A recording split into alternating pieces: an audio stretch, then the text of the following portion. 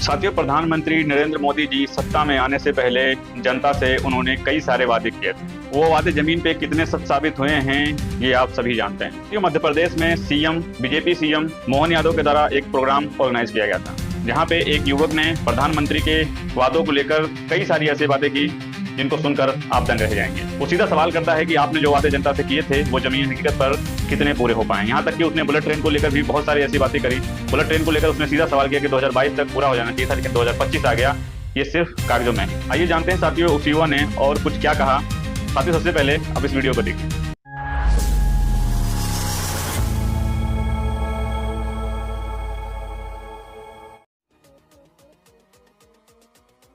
मांगती है और वेटिंग लिस्ट का आलम तो ऐसा है कि 50 लाख से ज्यादा लोग हर साल टिकट लेने के बाद भी सफर नहीं कर पाते हैं। माननीय अध्यक्ष महोदय, बुलेट ट्रेन का वादा हुआ था, कहा गया था 2022 तक अहमदाबाद से मुंबई सरसराते हुए ट्रेन जाएगी, लेकिन 2025 आ गया है, बुलेट ट्रेन तो नहीं, लेकिन वादा खिलाफी की रफ्तार जरूर दौड़ रही है। महोदय, करोड़ों रुपए खर्च हो गए, जमीन अधिग्रहण में घोटाले हो गए, लेकिन बुलेट ट्रेन सरकार की पावर पॉइंट प्रेजेंटेशन से बाहर नहीं आ पा रही है। महोदय, सरकार कहती है कि कवच तकनीक सिस्टम से रेल हादसे खत्म हो जाएंगे, लेकिन आपको बात बता दूं कि 10 साल में पिछले 10 साल में 20,000 लोगों ने रेल हादसों में अपनी जान गंवाई है। क्योंकि महोदय, जब रेल के डिब्बे टूटते हैं, रेल पटरी से फिसलती है, तब सिर्फ उस रेल के डब्बे नहीं टूटते, एक माँ की गोद सूनी हो जाती है, किसी बच्चे का भविष्य अंधकार में चला जाता है और एक बूढ़े पिता की आंखों से उसकी आखिरी उम्मीद छिन जाती है।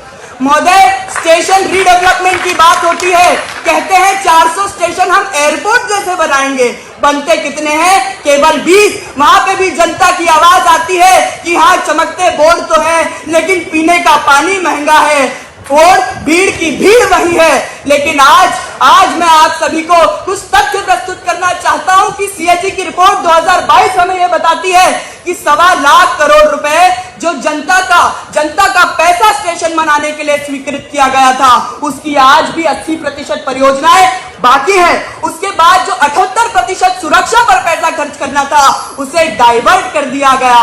और इकोनॉमिक टाइम्स की 2020 हमें यह रिपोर्ट बताती है कि 300 करोड़ रुपए की कैटरिंग का निवेश एक ही कंपनी को दे दिया। तो मैं आपको यह बताना चाहता हूं, सरकार कहती है सबका साथ होगा, सबका विकास होगा, लेकिन रेल में हो रहा है दलाल का साथ, निषेध का विकास और जनता का विनाश।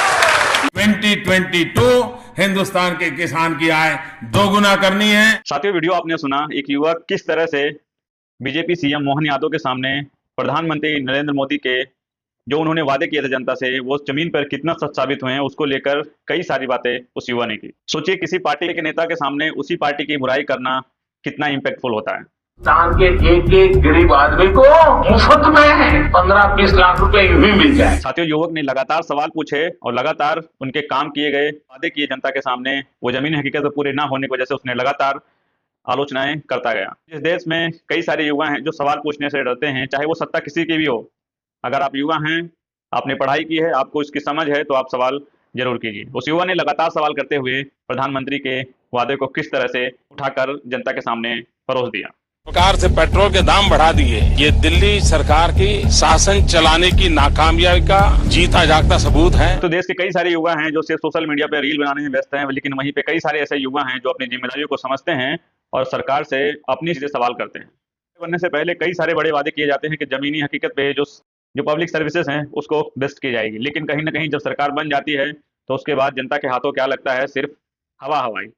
मेरे नौजवानों का क्या होगा, मैं पूछना चाहता हूँ। इन नौजवानों को रोजगार मिलना चाहिए कि नहीं मिलना? तो कई सारी ऐसी पार्टियां हैं जो सरकार सत्ता में आने से पहले बड़े बड़े वादे करती हैं, लेकिन जब सत्ता में आ जाती हैं तो उसके बाद कहीं ना कहीं पब्लिक सेवाओं से वो बहुत दूर चली जाती हैं। वो वादे सिर्फ हवा में ही रह जाते हैं। ऐसे में कहीं ना कहीं जो देश के युवा हैं, जो देश की पब्लिक है, उसको सवाल करना कहीं ना कहीं लाजिमी हो जाता है और जरूरी हो जाता है।